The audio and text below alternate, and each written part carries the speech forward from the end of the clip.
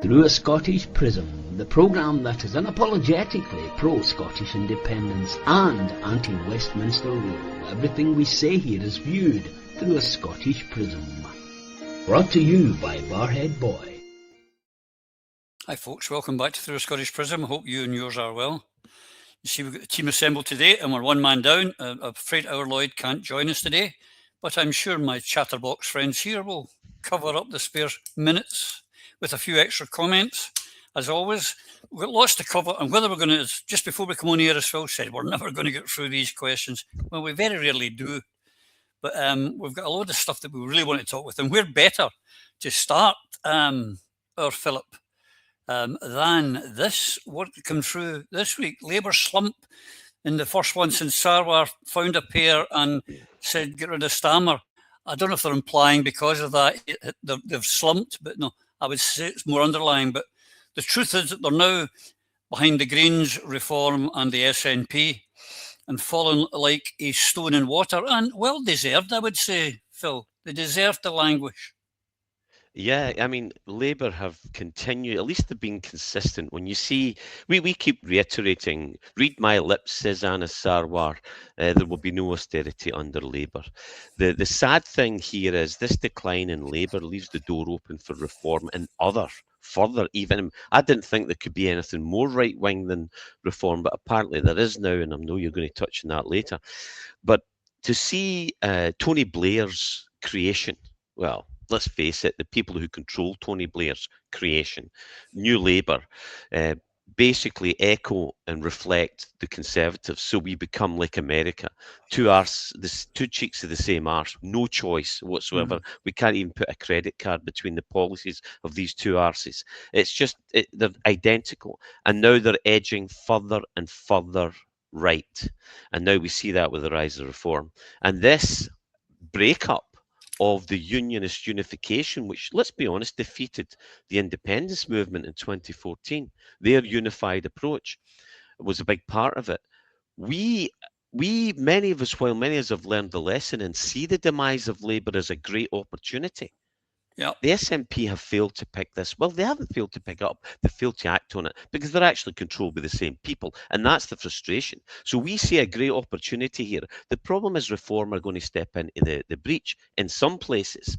But the unionists, if they see a serious threat from independence, they will unify again. That's their modus operandi. The problem is, for us, independentistas, that the unionists know damn well the SNP are not a threat because they're devolutionists. Absolutely. I'm going to come on to the exact figures later on and what it means, Eva. But the demise of the Labour Party and the Tory Party, the fact that, I mean, I would never have believed it in my lifetime that Labour would be fourth in Scotland, second maybe, but fourth, and heading towards the trap door. It just shows you that, they lied and lied and lied, and those lies are coming home to roost. Yeah, it's exactly as Phil has just described, and the rot really started to set in with Tony Blair and the New Labour project, because he became ever more of a Tory simply and solely to attract that middle ground of the English vote. And that took the Labour Party away from the roots that it had quite correctly for many years in Scotland, because the Scots tended to be more socialist and more left-wing and more, if you like, community-minded perhaps than the voters that Blair was determined to attract in what became known as the Red Wall, particularly in England. So it's just taken a wee while for people to understand how right-wing the Labour Party has been. And recent scandals since Starmer was elected have only served to reduce Labour's credibility throughout the UK far further. I mean, all the nonsense about Mandelson was allowed to carry on for far too long. That man was over-promoted and he under-delivered, but clearly he had a little black book as well. And he certainly should never have been near the levers of power at any time, let alone being repeatedly reappointed after every failure that he had ever been responsible for. So that was a big part of the difficulty in terms of Labour's sinking popularity. But the other stuff has to do with the read my lips, there'll be no austerity, because all they've done is continue Tory policies. Anybody everything that's been wrested and wrestled out of Labour in terms of, for example, the two-child rape clause has had to be a long, hard battle instead of having been turned around on day one as it could have been. You know, the treatment of the WASPy women is something else. And when you've got individual Labour MPs calling out the Labour Party for their betrayal of promises made pre-election, then you know that there's something very far wrong at the heart of the Labour Party. But it's because Keir Starmer is at the heart of the establishment. He's the establishment's man in number 10. He's not there for the people. He's there for himself and for the rewards that there are for the men in grey suits that you never see, but they're behind the scenes and they're working him up the back like the Wizard of Oz. So that's where we are, and it's why it is such an opportunity for the independence movement. All we have to do is very simple, is be united under one banner of independence, nothing less, and get ourselves the hell away from the control of Westminster, because otherwise every topic that's ever debated, covered, mentioned in Holyrood or in local authorities, whether it's, you know, how much wages you're paying your nurses or how many social workers you can deploy on the ground or what your health service is costing or not, or how well it's functioning, is entirely academic when the ultimate power lies with Westminster. That's where we are, and it's why we've got to go so that we can change Scotland for the better for everybody practically overnight and get out of the rotten state that the UK has become. Indeed. Alan, you, like myself, have been, you've been knocking the doors for a while. Would you have believed that Labour could slump so low? And I mean, they have spent, or someone's been spending on their behalf, fortunes on social media and advertising and placements on Facebook and all the social media. The fortune, change. People are telling us they want Annis as First Minister. And it's not working. You can fool some of the people some of the time. Well, Labour's campaign has actually worked best for us, because every time Annis Sarwar is on these adverts, because you can't watch YouTube without seeing Annis Sarwar every bloody 5 minutes coming up on an advert, and everything that he's saying is what he's already voted against. I mean, he's on about GRR. He voted and whipped his MSPs to vote that through. People are not stupid. He's talking about the SNP being a disaster for 19 years. People know that's not true, because the SNP used to be a competent government under the leadership of Alex Salmond. Our health service was one of the greatest. Our education system was improving. We had the Queensferry crossing built under budget and on time. There was a lot of good things that Alex Salmond done when he had a competent government.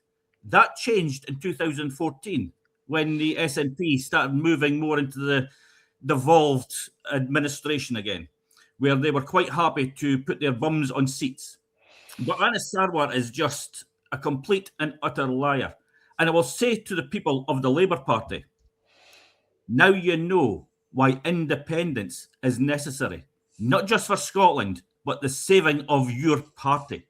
Because your party at this present time is not a legally registered party with the Electoral Commission.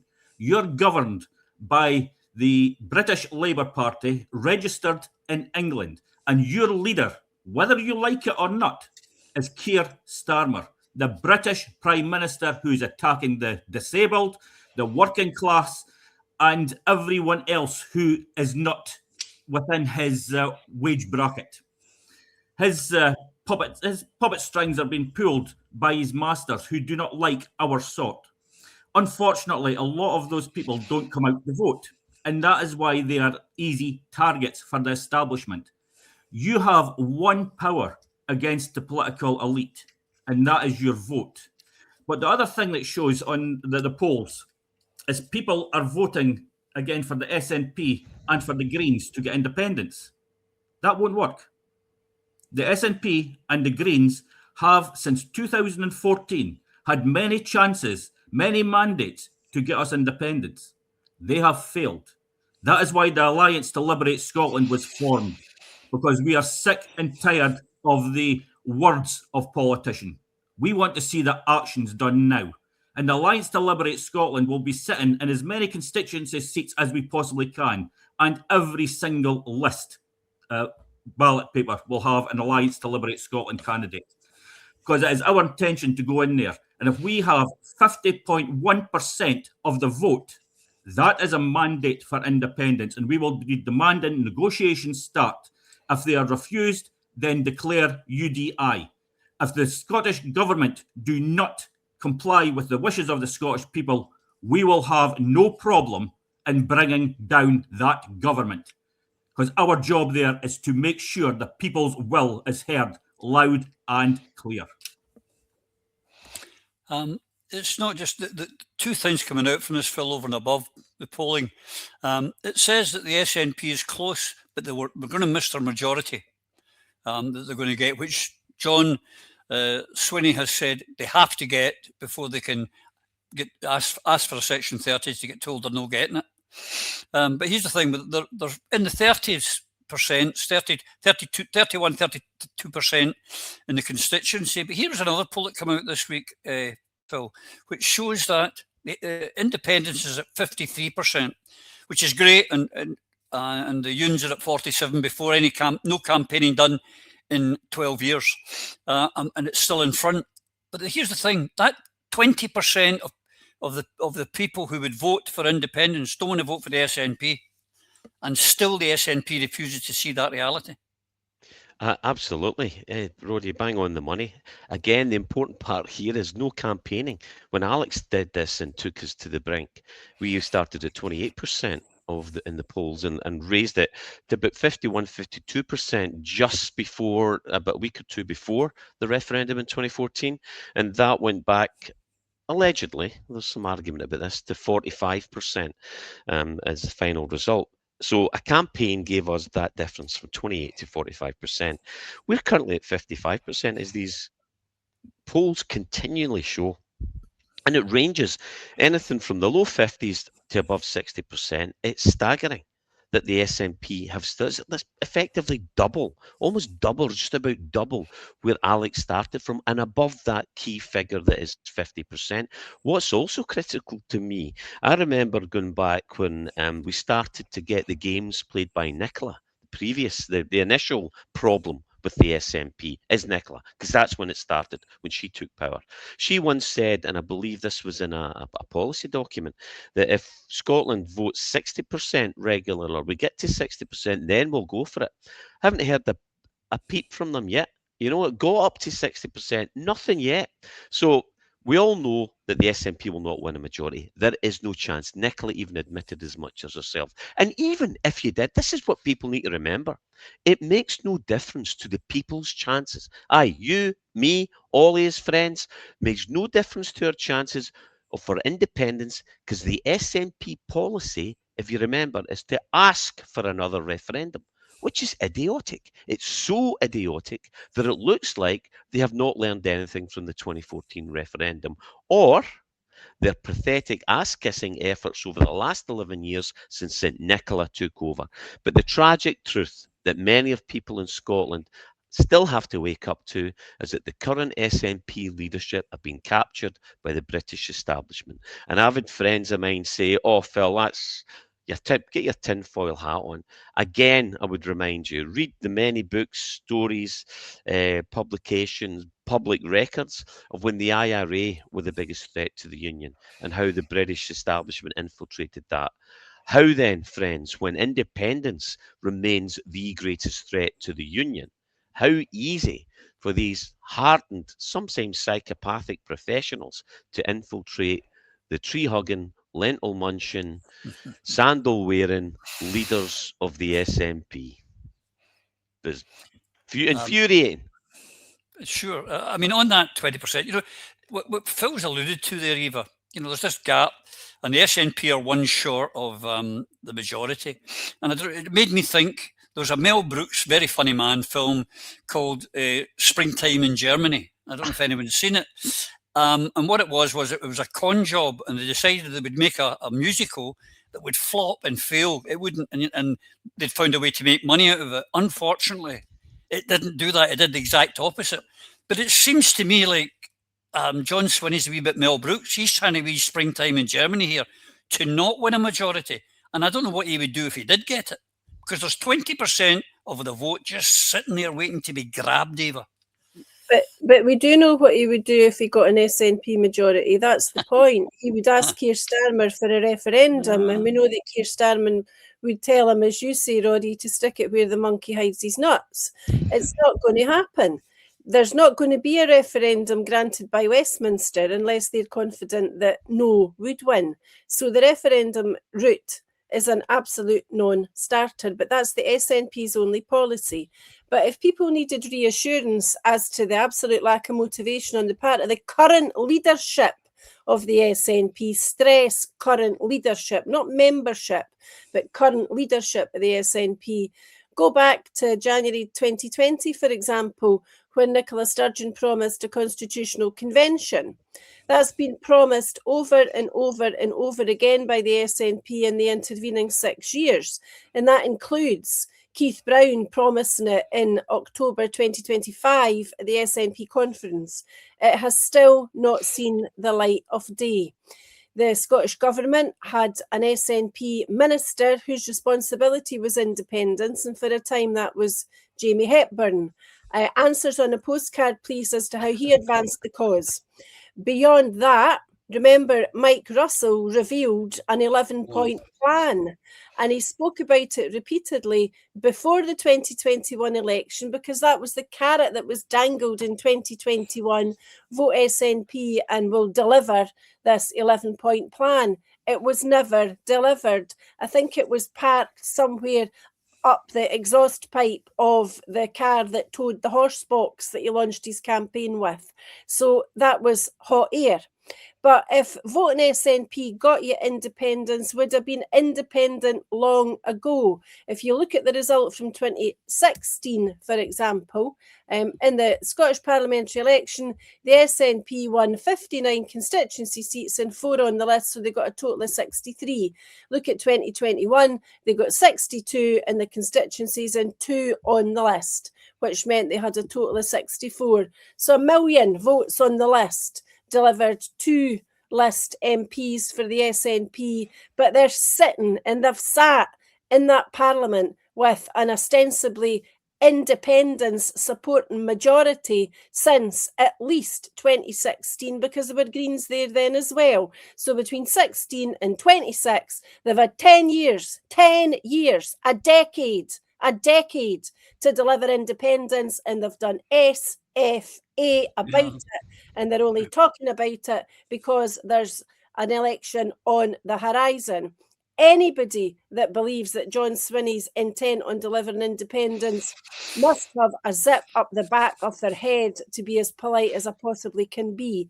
His own party know that he's not trying to advance the cause in any way, shape or form, but the message that is filtering through is, you must have both votes SNP because the SNP might not win all the constituencies. Well, frankly, friends, that's not the point. The point of the exercise is, if you support a party who declares themselves for independence, they don't care whose backside's on the seat, as long as it's an independence supporter and somebody that will roll up their sleeves and get the job done. You know, as Alan said, it's actions that we want. It's deeds, not words. And these warm words, these comforting words from all the people who want their voices heard in the SNP, who are scrambling about for places on their list that was published during the week. You have a look at that list. How many folk on that list do you want representing you in that parliament? Because I'm damn sure there's very few on that SNP list that I'd be putting my trust in. And I would think, if you've looked at the parliament since 2021 and shuddered at the paucity, the lack of expertise, experience, knowledge and skill there, if you vote for folk that are on that SNP list and any of them get elected, by God, you ain't seen nothing yet in terms of how low that can go. So if you want a parliament that will deliver independence, you've got to look at the unity of the movement and force the SNP to understand that they've got to come to the table and talk to others within the independence movement. Now, Phil is speaking at the Yes United event in March. That's a very positive event, it's a positive coming together. But what needs to result from that and from everything else like that is a plan, an electoral strategy to deliver independence at the ballot box, and at the ballot box this year, not in 2028 or at the next Holyrood election or at some indeterminate time in the future, but right now, because people need urgent action today. I mean, I see Angus Brendan McNeill was tweeting about putting people from Alba, electing them on the list to the Scottish Parliament, because that'll help with a drive towards independence. Because what we could do is, if a referendum were refused, we could hold a special election. We can hold a special election now. That's what Holyrood 26 is. That's what it would be if Angus Brendan McNeill and John Swinney and Kenny McCaskill and other people I tend not to name would actually stand up and be counted, reach out the hand of friendship that we reach out every single week and every day that we speak to others in the movement, and get that united strategy done and sorted, so that every single voter in Scotland, that 55% or even the 60% that Phil alluded to there, has the confidence in knowing that when they go into that ballot box and they mark those ballot papers, that they are actually voting for our country to be liberated in May this year. It is entirely achievable. It's the politicians, it's the party politicians that put party before country that are holding our country back. Make no mistake about it. 100%, Eve, 100%. That's exactly it. This 20% gap, or people that say they would never vote for the SNP, however, under a unified and negotiated plan, Alan, we could get that 20% out. We could get ourselves independence starting on start the conversation on the day after, on May the 8th, when they start counting the votes. Yeah, I mean, if you take the 20% that's refusing to go out and vote for SNP, if they voted for the Alliance to Liberate Scotland, we would automatically be given over 20 MSP seats. That's how simple it is. That's without even one SNP voter coming over to us. Just those who are refusing to vote for the SNP. That is a big amount of MSPs and could be kingmakers. And it could also bring down any government that do not do what they promised the people of Scotland. But I mean, the SNP continuously say that if they get a majority, there will be no way Westminster can say no. Do you want a bet? I'll place a bet. And what are you going to do when they do say no? Are you going to go, oh, well, we tried, like you did in 2021 and every other mandate that you received? We are quite clear on this. Westminster will be given the opportunity to get around the negotiating table. If they refuse, then we will declare legally under international law UDI. And then we will start the negotiations at a higher level under international law. Because no one can keep a people in a colony if they do not wish to be in that colony. That's why international law was created. And we must use that. There's no point in saying, but Scottish law, they're not allowed to do this. While we're in this union, Scottish law has no authority. Because even if we take it to the highest court in Scotland, they will appeal to the highest court in England to overrule that. That's what a colony does. And that's why we must get out of this as soon as possible. So on the 7th of May, when you're going out to vote, if you're wanting to vote for independence, there is only one vote that you can do, and that is Alliance to Liberate Scotland. If you are simply just wanting an administration of a devolved parliament, that'll be your SNP vote. So make up your mind. Do you want independence or do you want an administration? Here, well said. And one of the reasons why Labour are failing and the independence is growing is because the UK becomes more corrupt every day, Phil. And in this week, we had a classic example of it, and I'm sure you've heard about it, this Labour Together think tank. It turned out this was the one that Morgan McSweeney was on, the man who's recently resigned for Epstein, allowing Mandelson, who was Epstein's pal, to become, that was the excuse to become the ambassador. But this think tank all started, Phil, because the Sunday Times decided to do an investigation into £730,000 of donations that were unspecified from where else they came.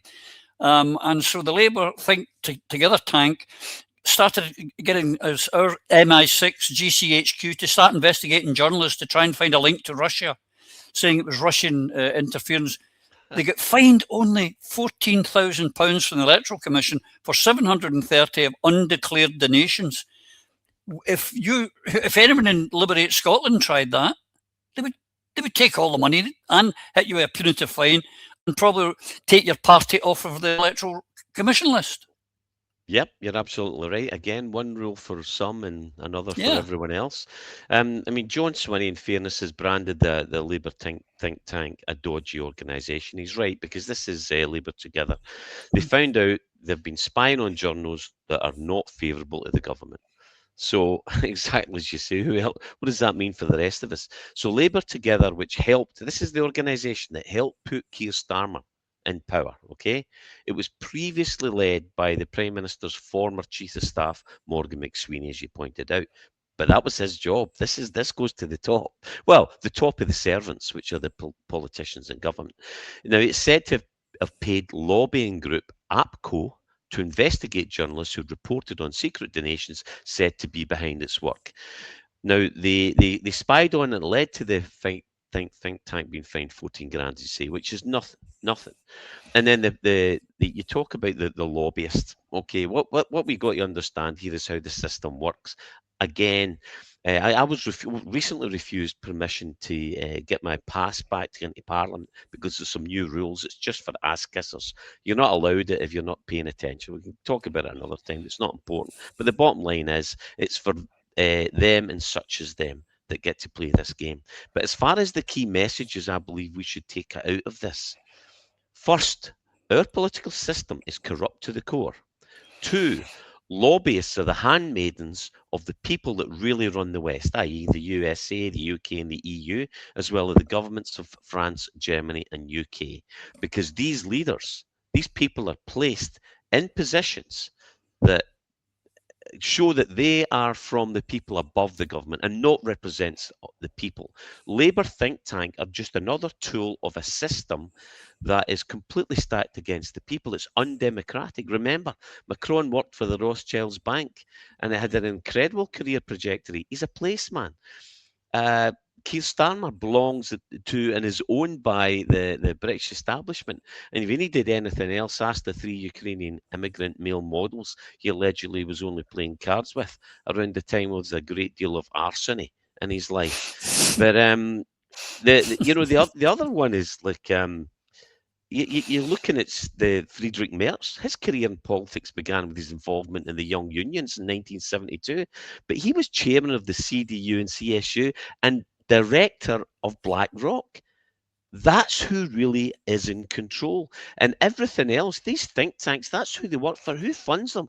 They wanted to divert your attention and say, as you say, Russia bad, they're interfering with our political process, when in reality, all this has done is exposed the corruption within and who really calls the shots. Our own establishment, corrupt institutions and billionaires. Back in the day, Eva, when I were a lad, and that wasn't yesterday, everything was black and white, as I say, the trade union movement, strong and wealthy from Jews, they financed everything to do with the Labour Party. They financed it. That and the cooperative shops, etc. That financed it. This 730,000, they don't declare, they still haven't declared where it came from. Who's to say it didn't come from a foreign government? Where did it come from? But maybe not the Russians, not the Chinese, maybe someone nearer to home. We'll never know. It's hugely interesting when you read up about this, because Labour Together was founded in something like 2015. But the people that built it, there's some familiar names there.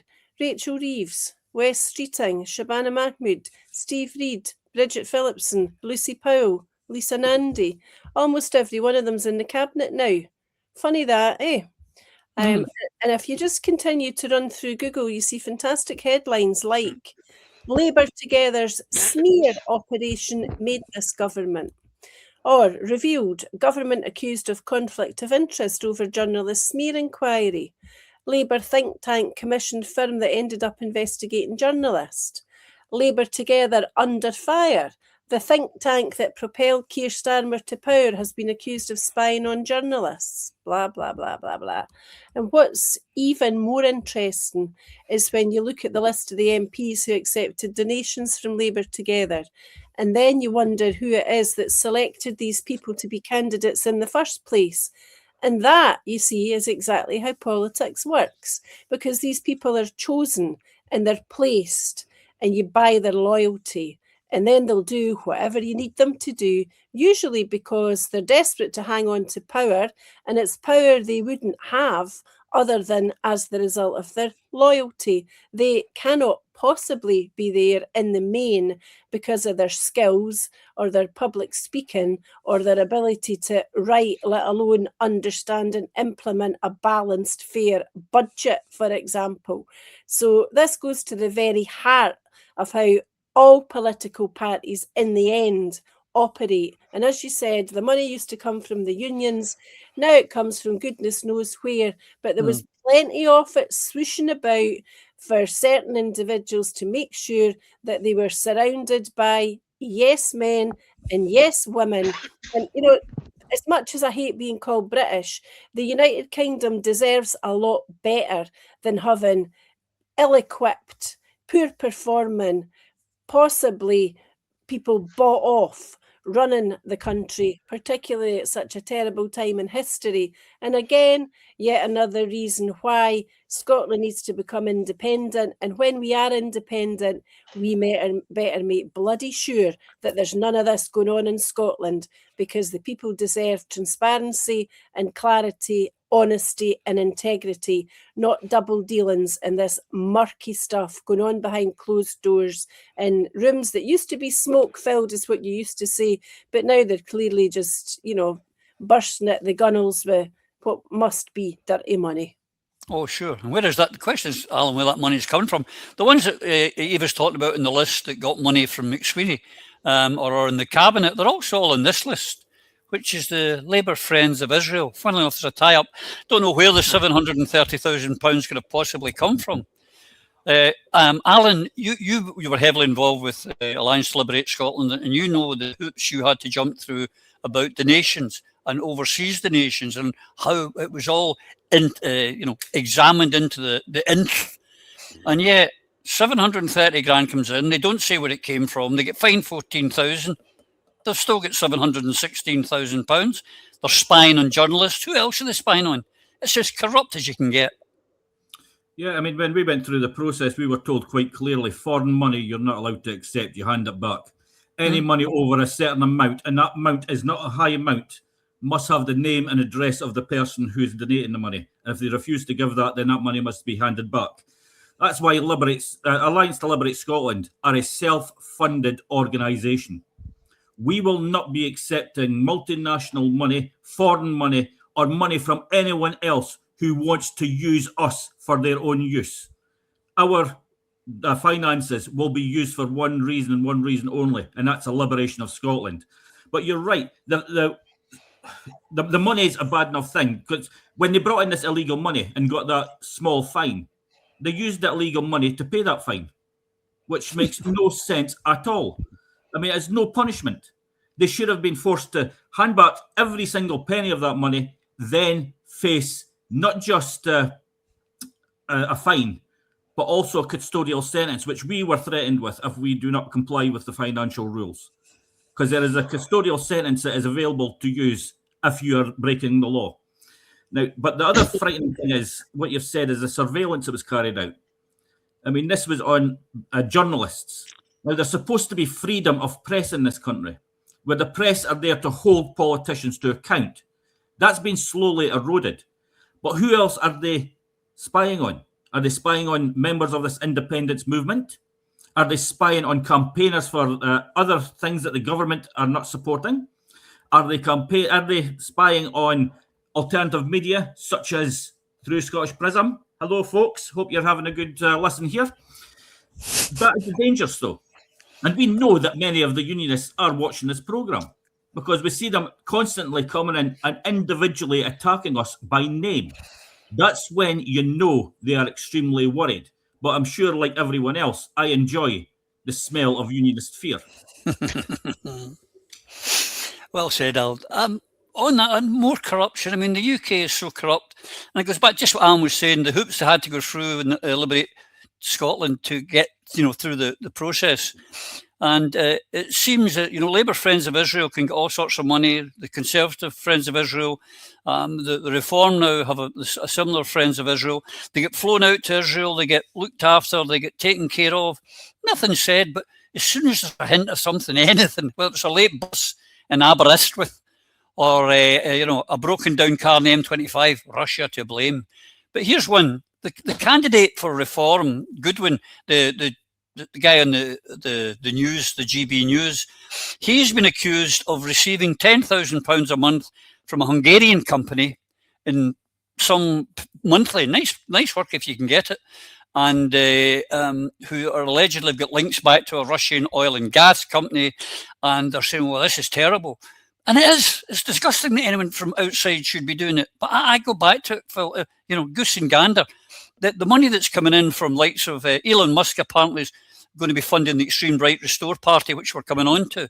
We've got money coming in from Israel into the Labour Party, the Tory Party. So how is it okay, but Russian money's not? I think none of it's any good. Oh, completely agree. And one of the things that I would follow on from what the last question was all about and what Eva was talking about, something I forgot to mention. If you don't believe what we're telling you is true, please do some research. And I would suggest you start, folks, with a wonderful article in Private Eye. Check it out online. It's a Private Eye special report by Richard Brooks and Solomon Hughes called Revolving Doors and subtitled Public Servants' Private Paydays, which pretty much sums it up and explains how ministers and mandarins make life after government pay, which is a clear explanation from a reliable source, because they'll be sued if they've got anything wrong, and tells you exactly how this works. But anyway, back to this one. This is the guy in Gorton, right? He receives €10,000 from the Hungarian far-right organisation, which had links allegedly to a Russian energy group. Now, there's all different sources here, but when I looked at all the different sources, there was an emphasis on the Russian involvement, which is a red herring. Excuse the pun. So Matt Goodwin, Reform UK's candidate in the Gorton and Denton by-election, is facing questions over his links to a Hungarian organisation partly financed by profits from a Russian oil corporation. Now, this was following an investigation by the Good Law Project, which is a bit of a misnomer. But Goodwin, a political scientist and GB news presenter, you've pointed out, Roddy, he's been associated with an organisation called Matthias Corvinus Collegium, MCC, since at least 2024. And this is a Budapest institution, which has close ties to Viktor Orban's government. And it confirmed that he has participated as a visiting fellow, teaching and delivering public lectures with this organisation. Now, it didn't say whether he remains on the payroll or how much he's been paid, but he is a right-wing network, and we know that from his GB News stuff, and he says he wants his country back. That's his story. These are lies. He will have the country destroyed. No NHS, even poorer education, and a declining population, as we need immigration even just to maintain our population. This is something that needs to be understood from the message that this GET comes out with. Fertility ratios in Europe range from about 1.4 to 1.7 for the native population. And what you need to just sustain your population is about 2.3. We need immigration to make it work. And the ties to the Russian oil is not the story here. But our press, as I mentioned earlier, are trying to continue this mandate of Russia being bad, this pushing everybody to think Russia's behind and infiltrating our system. Our system is not infiltrated by Russians. It's infiltrated by the billionaires who actually control it. So this news, I mean, like news just in, it's like the UK is more right wing than Russia. And if this is true, that the Russian money is behind part of this organisation, it's more likely to be an oligarch supporting the MCC in Hungary, who in turn donates something to Goodwin, as he shares the same right-wing philosophy and has worked with them before. So again, the game continues. The problem is in the UK, not from without. could I just say to any Hungarian company out there, Russian company, if you want to send me 10 grand a month, I can be easily, but I have no shame, and I'll be quite happy to go in the papers and go, you better believe it, I've got 10 grand a month. Yes, I'm a bad guy. Not going to happen. Joking, kidding and joking apart. But here's, dare I say, my comment I made this week, which I thought I would share with you all in here. And this was on this. And I oppose all this foreign money and whatnot. But I said, as I said, Eva, when you're taking money from Russia, you know, he's a traitor. They're shouting on the social, a traitor. But the people in Labour, or the Tory, or the Reform who are taking money from either Elon Musk or right-wing tanks in America, or from, it's every bit as bad. There is no whataboutery here. One's as bad as the other. It's wrong to take foreign money to have foreign influence in any country. Well, that's it. There's no more to say than that. It should not be happening at all, no matter the source. It's just not on. But what was concerning me was when you were talking there particularly about reform and restore, and the threat to reform is that people who are seriously more right-wing than reform, which you thought you'd never see, are beginning to flock to restore. So there's a horrible, horrible development now, particularly in England, in respect to people being extreme right-wing. And those people are being funded from abroad. But as we said, nobody should be. But that Restore are now officially a political party. They only announced that about a week ago. And they sadly are on the rise, and it gives me the creeps. They're talking about millions of people will be deported out of the UK. I mean, it's dreadful, horrible rhetoric, and it underscores the need for A, Scottish independence forthwith, and B, clean politics in Scotland that's not funded by outside external forces. We can do that on our own by ourselves. We're not needing to be subject to the influence of foreign money as part of the UK any longer. No, it's quite disgusting. And on that, just to back up what Eva's been saying there, Restore themselves have come out and now said they've got 80,000 members this quickly. Now, again, just like Reform, 90% of them will be Tories. I mean, that's just, it's Tories. And folks out there in Scotland, don't be, because it's a different shade of blue, they're still blue. They are Tories, the extreme kind. And that's what this foreign money is buying. Extreme right-wing, neoliberal, globalist parties. That's what they want. Yeah, I mean, in this country, we used to have a left wing and right wing. Now it seems to be the Labour Party wasn't right-wing enough, so they moved to the Tory Party, who weren't right-wing enough. So they moved to the Reform Party, who weren't right-wing enough. Now they're moving to Restore. The next move will be digging up Genghis Khan to lead the next party, because they're going that far to the right. It is just disgusting, because I do not believe the people of even England want to really go down that way. They're just being fed a pack of lies and being hit by fear and hatred of others. But here's the other thing with Reform, getting this £10,000 a month. Thought they said foreigners are bad. Who funds it? There's a boy from Thailand who gave them a donation of £9 million. Now this person is getting £10,000 from foreign investors. The law is quite clear. Foreign money in politics is not allowed. Foreign interference with elections is not allowed. So why is it okay for the British establishment to allow it? Because that even happened during 2014 referendum, where you had Obama coming in here making his opinions of Scottish independence, backing up the British establishment, which was illegal, but no action was taken against it.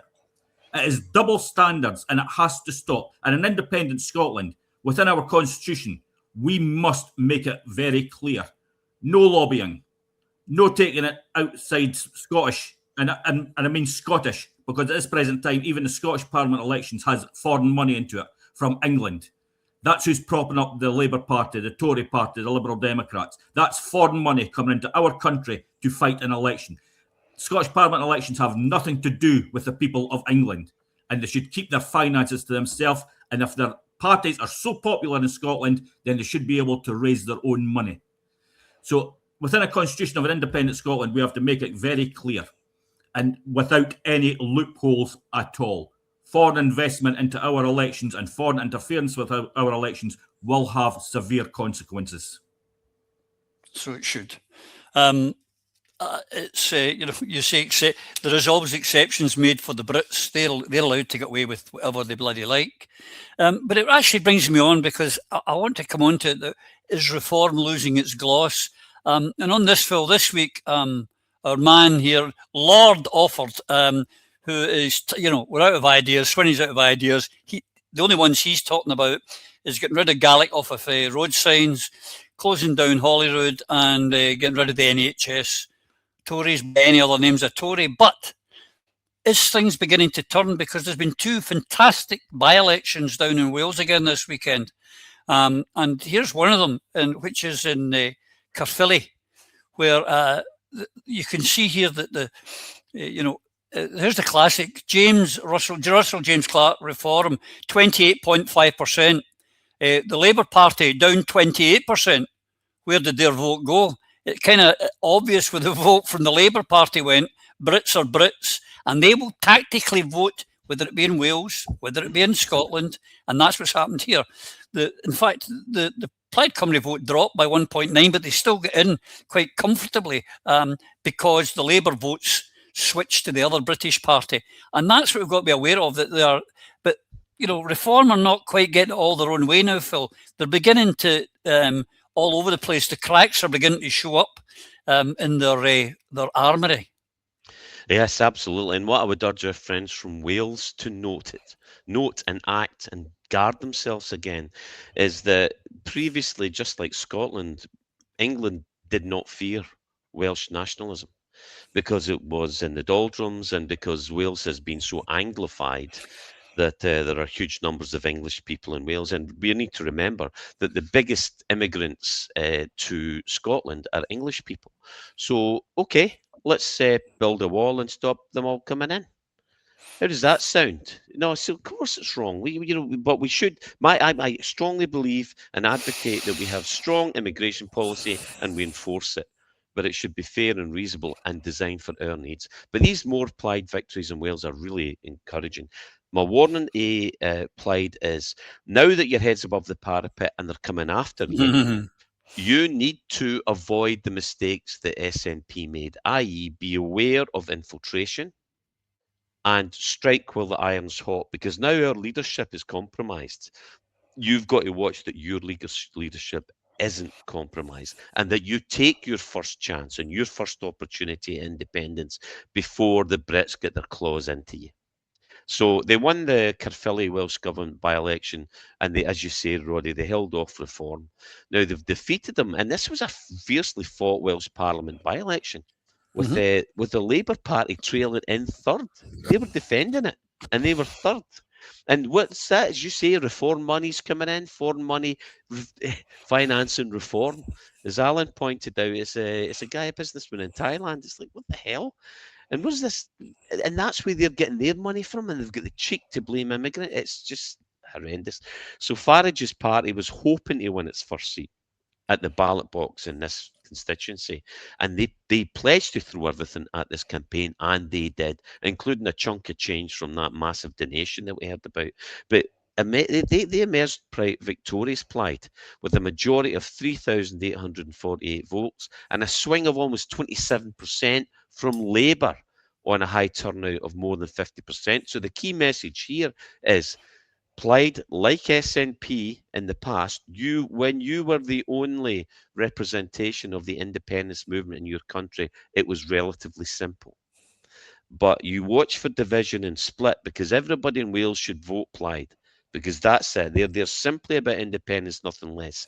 And if they keep it clean and keep it straight and hit quick and grow fast, you might get a shot at the title before the Brits get their claws into you and turn some of your people, because they will.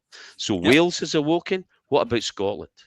Well, more and more are aware, but the SNP remain the obstacle in Scotland to unification of the independence movement, and that obstacle is at the behest of the British establishment. Be wary, Wales. Yeah, that is it. The SNP are the blockage, and all the people that love to have wee chat meetings, get out in the doors instead, knock some doors, deliver some leaflets. Here, I know it was 2 elections that they won in Reform, and they beat them very comfortably twice. And this has happened 3 times recently. And there's other things going on that show that it's beginning. One, Restore, which is splitting the extreme right vote, Eva, between Reform and Restore. But even, all over the place, for example, in Kent Council, they lost 6 councillors since May 25. And they're moving over to this Restore party, but they're losing all over England. They're jumping ship. And here's the other one. These councillors defect from Reform to Restore Britain. And thereby Reform have lost another council majority. They're killing themselves. The union is so weak, Eva. We just need to push the door. Well, I hear a rumour that Reform and Restore are both going to be amending their constitutions and their manifestos, and their principal aim in each party is going to be independence for England. It can't come quickly enough. Oh, I'll join. Given that the union is at its weakest, it's heartening to see the victories for Plaid, but it's very irritating on the one hand to see that happening and understand what might lie ahead for the people of Wales. So it's irritating to see success there when you contrast it with what's actually happening in Scotland at the moment. And you've got John Swinney with a headline that independence is within reach if only we can have an SNP majority. It's simply not the case. But while you've got headlines like John Swinney saying independence is within reach, people's eye is not on the ball where it should be. And where it should have been this week was on the statistics that were issued relative to healthy life expectancy. And those need close analysis. Now, this isn't overall life expectancy, it's healthy life expectancy, figures released by the National Records Office. So you look at the chart and it's set out by local authority, of which obviously there are 32. So it refers to, so here we go. The report has raised serious concerns about the nation's overall well-being. Overall life expectancy in Scotland increased between 22 and 24 to around pre-pandemic levels. Healthy life expectancy did not recover alongside it. This means Scots are now spending a greater proportion of their lives battling ill health or disability. Now, the healthiest area is Orkney, where female healthy life expectancy is just over 74 years and for men just under 73 years. So the top 3 spots, Orkney, Shetland, East Renfrewshire, number 4 is Perth and Kinross, number 5 is Aberdeenshire. Go to the bottom. Number 32, North Lanarkshire. Healthy life expectancy for a woman there, 52 compared to 74 in Orkney. It's 52.9 for men compared to 72 in Orkney. And then number 31, Western Bartonshire. Number 30, East Ayrshire. 29, North Ayrshire. 28, Inverclyde. And my home, Clackmannanshire, is 27th out of 32. Do you need any more advert for why people should be voting for independence? Because it's all the areas of multiple deprivation and poverty that the health statistics are at their worst.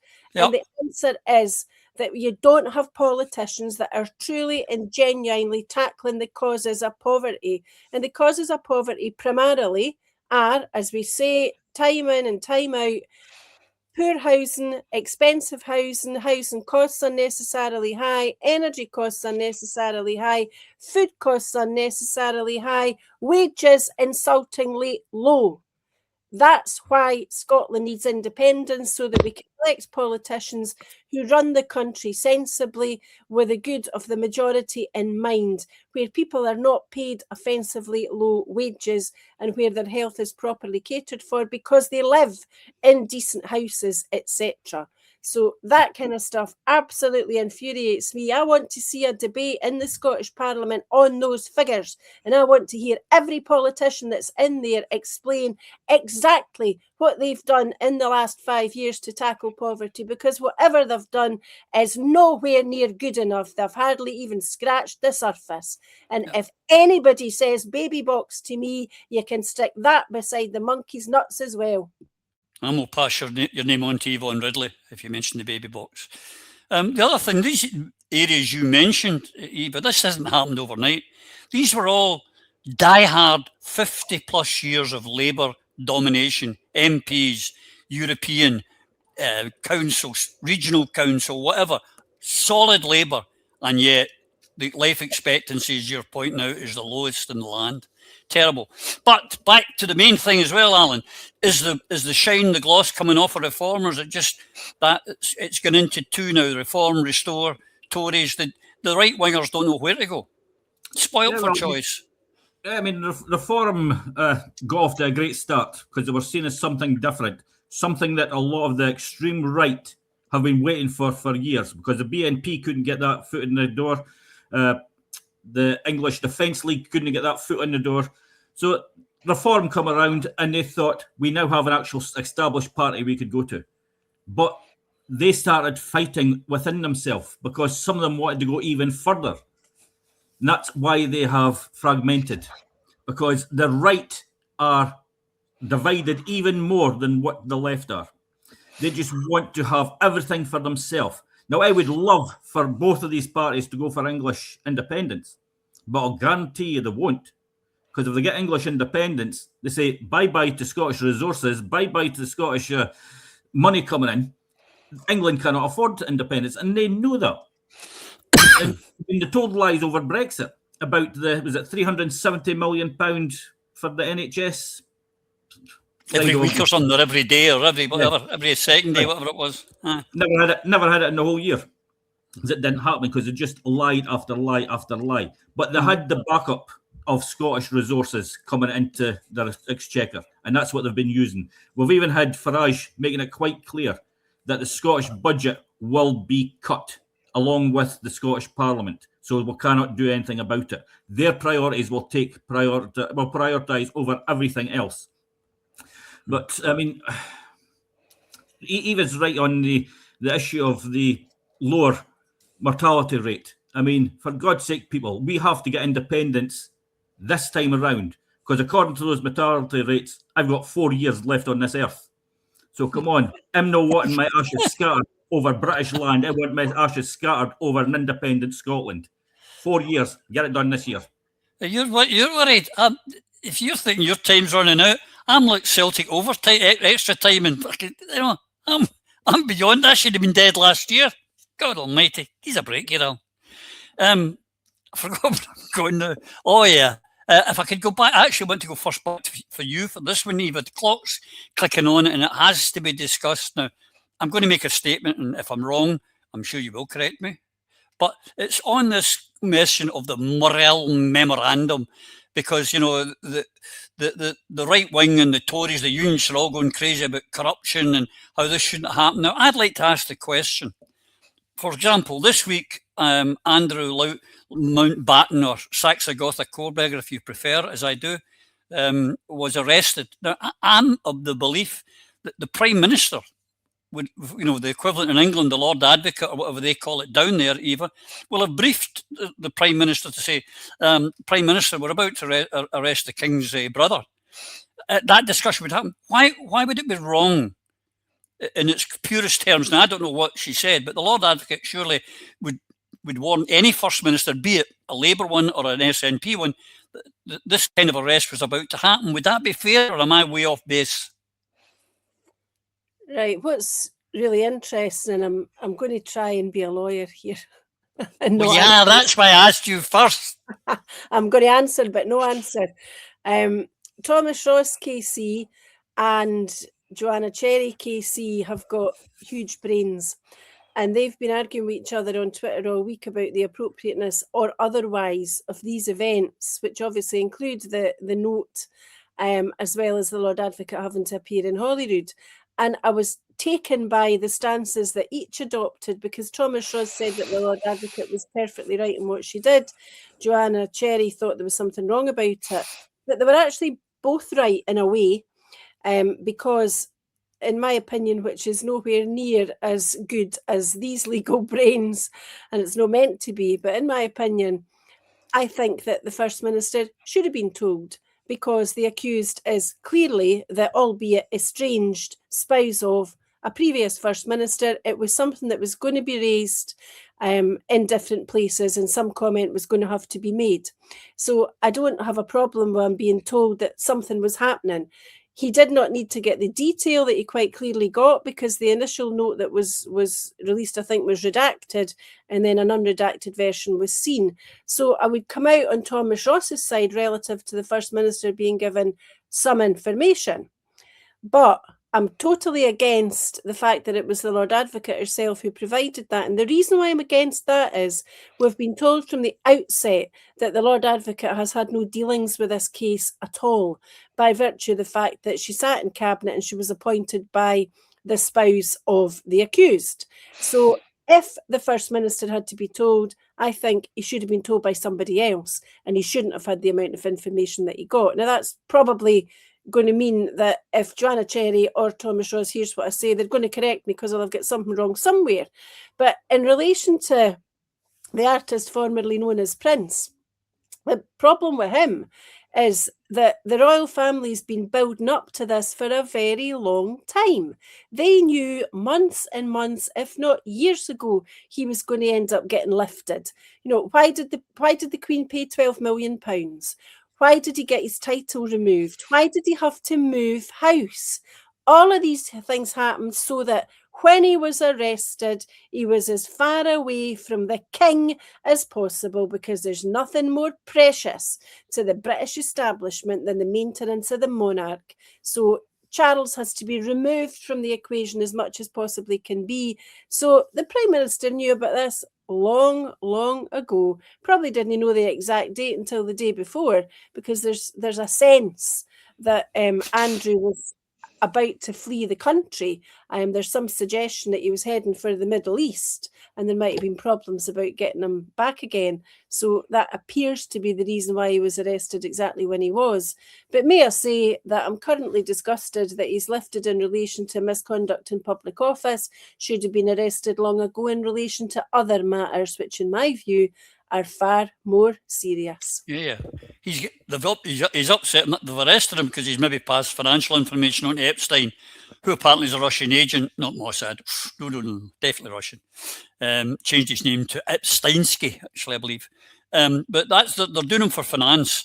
But you did say that the report that went to John was heavily redacted. Well, you know, John likes a good redaction. He does. He likes a good redaction. Phil, to you as well. Now, we've had a discussion on here months ago, and maybe even years ago, that the Lord Advocate's position, one of the first things Alex Salmon did was make sure the Lord Advocate wasn't in the Cabinet and was separate. And it was one of the first things that happened with Sturgeon. She brought them back in. Now, we've had that discussion. They shouldn't be in the Cabinet.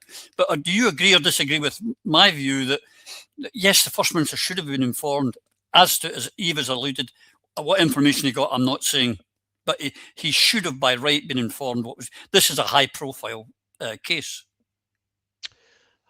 Well, first thing would be Eva was very true to the profession. Ask any lawyer a straight question and the answer is invariably, it depends.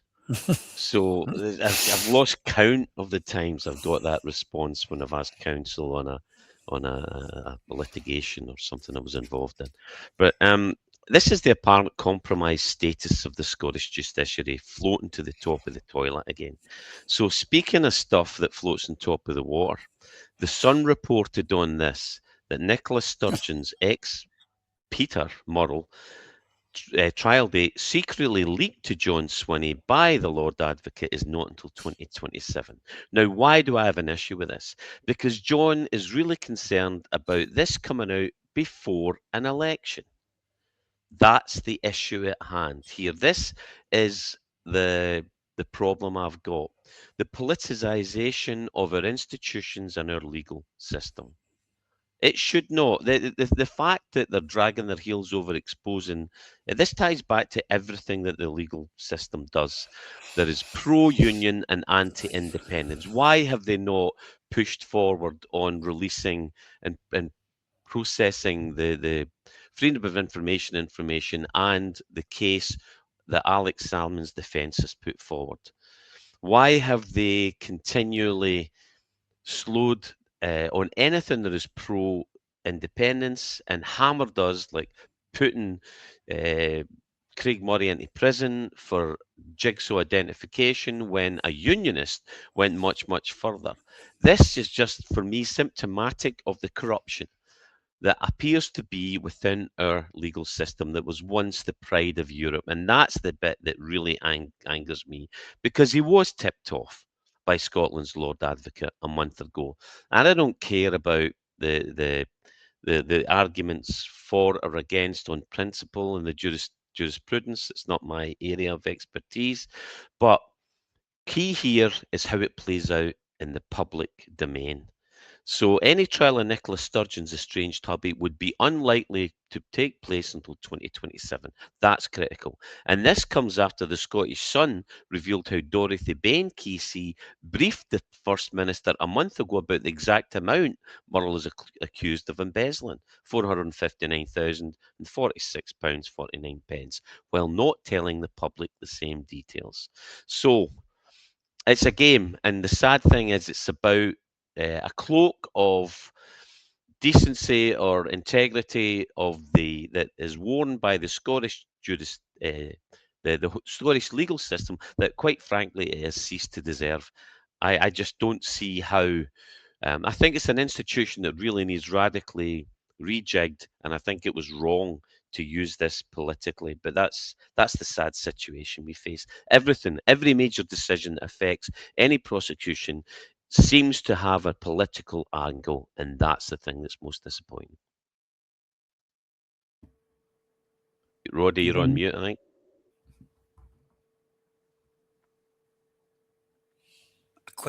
My grandkids come in there, was a lot of noise, and I forgot to take it off. All the grandkids come in there. Alan, where are you in this position? Do you think it's right that the First Minister should have been in, as I say, ignoring what he was actually told, but should he be informed of any high-profile prosecution? Yeah, I mean, I think the system of this should change, because it's not unusual. I mean, any high-profile case, the First Minister or the Prime Minister are made well aware of it. I mean, Jimmy Savile case is a prime example. The Prime Minister was made well aware of this because parliamentarians will be asked questions. But what I can't understand is, why is it not the presiding officer or the Speaker of the House that is informed, and therefore have a meeting with the heads of all the political parties at the same time to make sure it is transparent, that one person is not getting all the information that they could then use. This has got to be about politics, and people have got to be given a fair trial. It's as simple as that. I mean, I will guarantee you that it wasn't only Starmer who was made aware of Andrew being arrested. The King would have been made aware of that as well. I mean, after all, it was his pleasure he was held with for a little while. I mean, they did also hear, because it was his birthday, that they sent him a cake with a file in it. Unfortunately, Epstein files don't cut through bars. If you ever decide to take up stand-up comedy, I'll do agent for you. As I say, folks, the clock has absolutely destroyed us and beaten us, and there's a couple of things I would really like to have covered. And one of them was this, from the Fraser of Allender Institute, who wanted all the politicians in Holyrood to be honest about the scale of financial challenges ahead of the election, the parties urged. And of course, there's not a chance in hell they would, because the unionist parties would have to admit that the reason is Scotland's a colony, they don't control the levers of the economy, and they really can't do except play about a wee bit at the edges. Now, the SNP wouldn't want to tell the truth, because they want to go on with it. Oh, it's all about how little money, we're poor us. They don't want to tell the truth. We're a colony, and a colony can only play a wee bit about the edges. We cannot take care of the core problems. And the other one I would like to have gotten into, especially with you here, Phil, was how including our First Minister was backing stop the rip-off on the energy bills. John Swinney, I'll tell you the way to stop the rip-off on the energy bills: independence, nothing less. Independence, nothing else. That's all that's going to stop the rip-off. Not, well, please, sir, can we have some more? Grow a spine, man. Grow a spine. Independence, nothing less. Okay, folks, before I go into real ranting mode, I hope you and yours stay well till we see you again. You take care now. Bye. Through a Scottish Prism, the programme that is unapologetically pro-Scottish independence and anti-Westminster rule. Everything we say here is viewed through a Scottish prism. Brought to you by Barhead Boy.